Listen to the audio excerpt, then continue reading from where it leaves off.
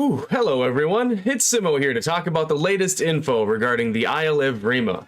So August saw the release of Update 5.5, which introduced the new night vision system.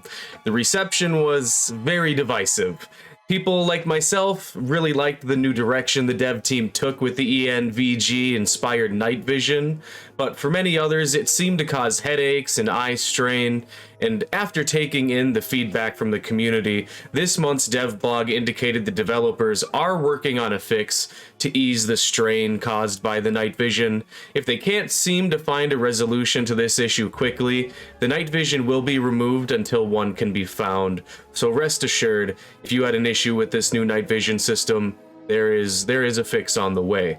But in other news, the dev blog also brings us up to speed on the current progress of Update 6, which will include the gore mechanic, the migration system, and the new diet abilities. First off, the gore will be, as it sounds, gory. Carnivores will see significant changes to their diet system around this new edition. I speculate the dinos may prefer eating certain organs rather than certain animals in the future. And bodies will also decompose now, becoming rotten and producing a powerful stench, depending on if it's left out in the sun or in a shaded forest.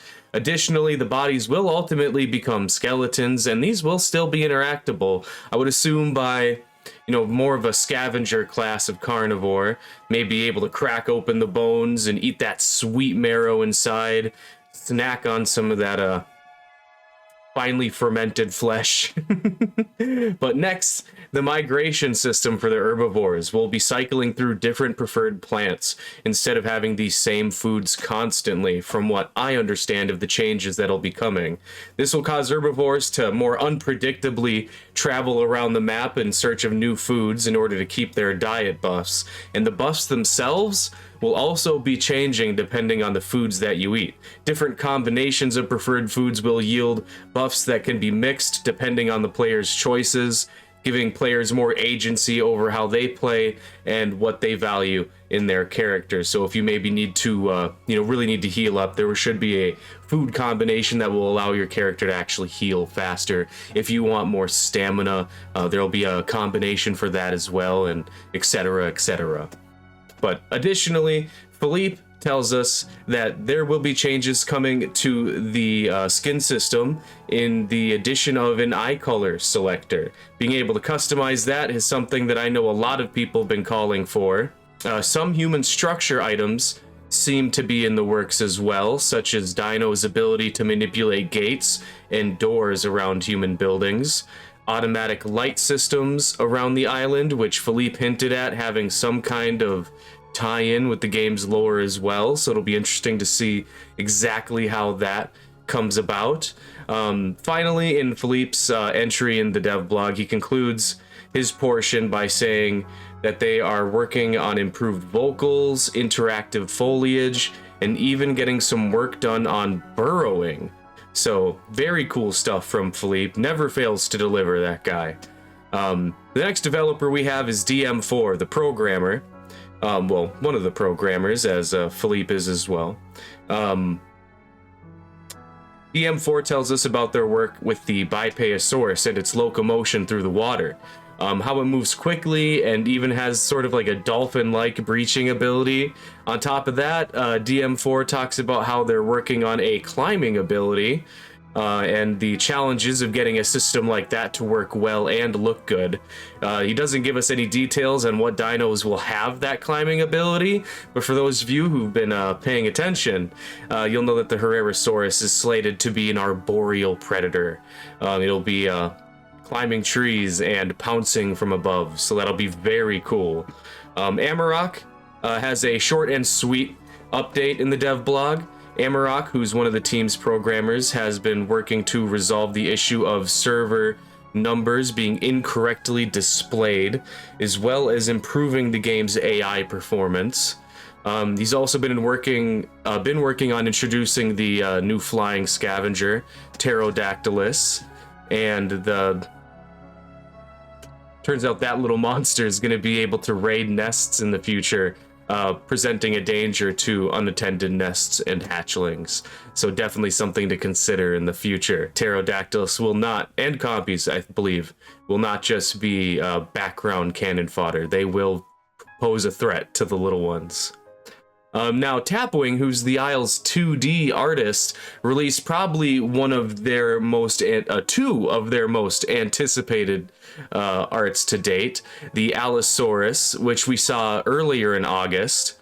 Allosaurus, we'll get to the second one in a moment, but the Allosaurus is shown to have an ambush ability similar to that which it had in Legacy, or most of the carnivores had in Legacy, but in this instance it seems it'll be specific to the Allo.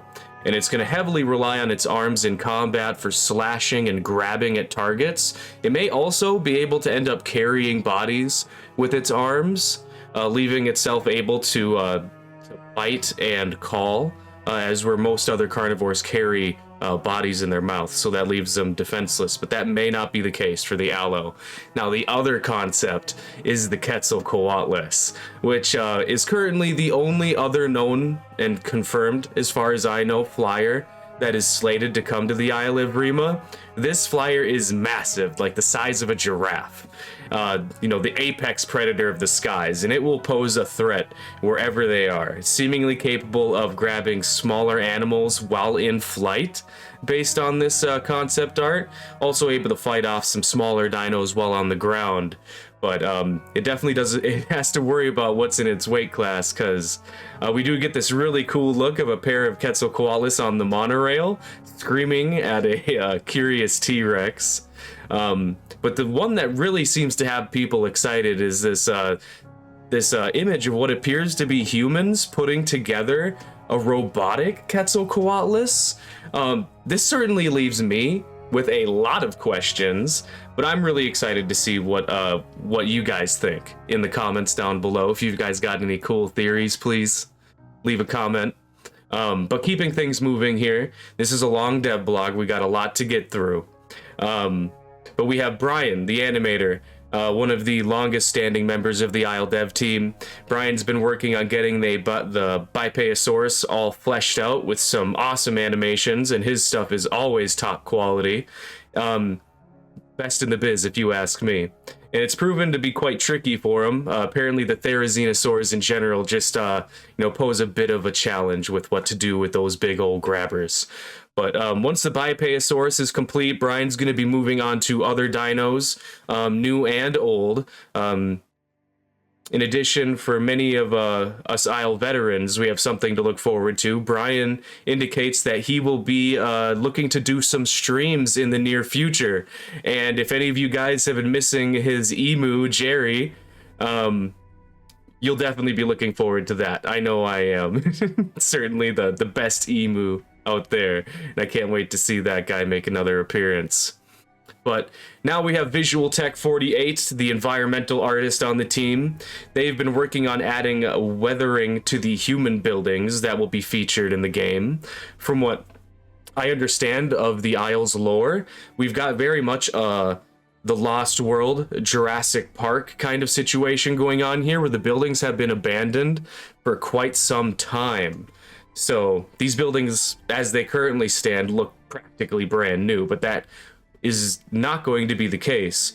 Thusly, Visual Tech has been making these buildings look quite run down and, as he put it, very of this world. Now, I'm certainly excited to see more of what Visual Tech's been working on. I've got a feeling they got a lot of stuff in their pocket that we haven't been allowed to see.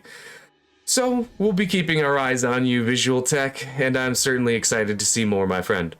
Now, moving on here, the last couple of entries we have on the dev blog, we have Wedge, the sound designer. Wedge has been finishing up work on the Troodon, which is the next dinosaur slated to be in the game, coming in update 6.5. Just some simple work apparently with the Troodon left, and they are moving on also to creating new sounds for the Pterodactylus and the compies, and sounds that they would make like as a group, which would be certainly interesting, and I bet will be very eerie to hear. And then also they're moving on to resolving some other sound balancing issues, such as feedback about the water being too loud or certain footsteps also being too loud or perhaps too faint. Just some overall sound balancing issues is on Wedge's docket. And finally, of course, we have Kissin' Kitten, who is the Isle's producer. She gives us an overview of much of what we've already discussed here in this video. And if you want to, see everything in a bit more detail, read it for yourself, I'm going to include a link to the dev blog down below. But a couple of the things that I find most exciting about Kissin's addition into the dev blog is she mentions that work has been going forward on the Ceratosaurus and Gallimimus and is starting to slow down, as I think they've gotten a good number of tasks on it done. And they're also moving on to the Oviraptor, the Baryonyx, the Dinosaurs, and Dilophosaurus. So a lot of dinosaurs currently in the works and making progress. Stuff to get very excited for. But that's not all. This is now the second dev blog where Kissin has mentioned the idea that humans will be coming in update number 6. So I would say at this time it is a safe bet to expect humans for update number 6, guys. And I am very, very excited about that. I had so much fun when they made that short little brief appearance in the game on a test branch back in like January. So really looking forward to update 6 at this point. It is going to be really cool. And I hope you guys are excited as well. But that is going to be it for this dev blog. Let me know what you all think. I know a lot of people have had some bad experiences with the night vision. What do you think the devs could do maybe to resolve that issue? Did one of your favorite dinosaurs get mentioned in the short list of animals they're currently working on? Talk to me, people. Comments are open down below. But thank you all so much for watching. I love you guys. I appreciate you. Thank you all for supporting what we do here on YouTube. I'll put up a shout out to all of our amazing channel members here. Thank you guys. I could not do this without you. Thanks for making every single day awesome and special. I look forward to seeing you all in the next video. Much love, guys. Take it easy. Peace. All right. Goodbye, everybody. Goodbye.